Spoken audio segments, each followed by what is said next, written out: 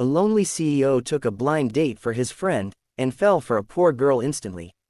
The first thing Daniel Cross noticed was the way her hands trembled as she lifted the glass of water, like someone who had learned to be careful with everything she touched, as if the world had taught her early that nothing was guaranteed to stay.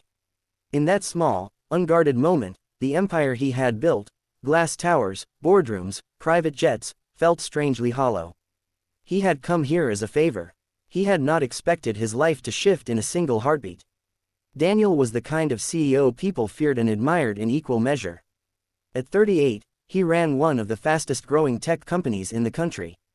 His face was on magazine covers, his quotes reposted by aspiring entrepreneurs. But behind the success was a man who ate dinner alone most nights and fell asleep in a penthouse that echoed with silence. Love, he believed, was a luxury he could not afford, until his best friend, Mark, begged him to take a blind date in his place.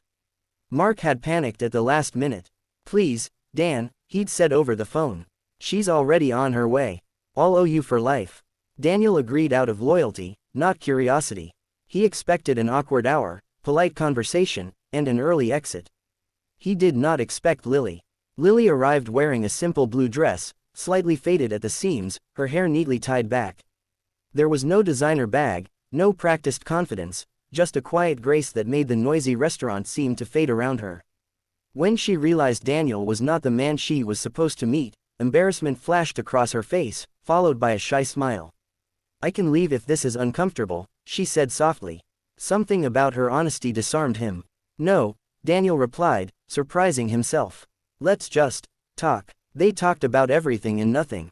Lily spoke about working 2 jobs, one at a small bookstore, another cleaning offices at night, to support her younger brother through college.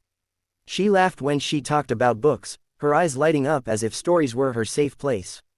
She did not ask Daniel what he did for a living, and when he vaguely said he worked in business, she simply nodded, uninterested in titles. For the first time in years, Daniel felt seen for who he was, not what he owned. Over the next weeks, he found excuses to see her again. Coffee turned into long walks, walks into shared meals. Daniel kept his identity hidden, not out of manipulation, but fear that the moment Lily saw his world, she would see him differently. Lily, meanwhile, struggled with her own doubts. She knew she had nothing to offer a man like Daniel, no wealth, no connections, no safety net. The truth unraveled one evening when Lily accidentally saw Daniel step out of a black luxury car, greeted by a nervous restaurant manager who whispered his name with reverence. The betrayal cut deep. "You lied to me," Lily said, her voice shaking. "I trusted you." Daniel tried to explain, but explanations sounded like excuses. To Lily, it felt like the world reminding her of her place, poor, replaceable, invisible. She walked away, leaving Daniel standing in the rain, realizing that all his power had failed him in the one place it mattered most. Weeks passed. Daniel returned to his routines, but the silence was heavier than ever. Boardroom victories felt empty. Finally, he did the one thing he had never done: he humbled himself. He went to Lily's bookstore, not as a CEO, but as a man asking for forgiveness. "I was afraid," he said quietly. "Afraid you'd love the life and not the man. But losing you showed me something. I've been rich in money and poor in everything else." Lily listened, tears in her eyes. She spoke of her fear too, of always being the one who had less, of loving someone who lived in a world that could swallow her whole. Daniel didn't promise a fairy tale. He promised honesty, partnership, and respect. Their love did not erase their differences overnight. There were misunderstandings, insecurities, and moments when the gap between their worlds felt too wide. But each challenge was met with conversation instead of pride, patience instead of power. In time, Lily returned to school, supported but never controlled.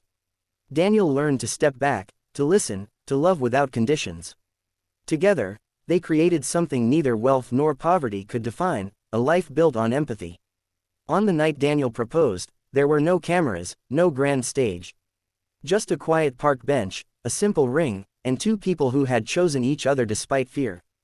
The lonely CEO learned that success means nothing if you have no one to share it with. And the poor girl learned that her worth had never been measured by money. Love, they discovered, is not about where you come from, but the courage to walk forward together. And in that truth, both finally found home.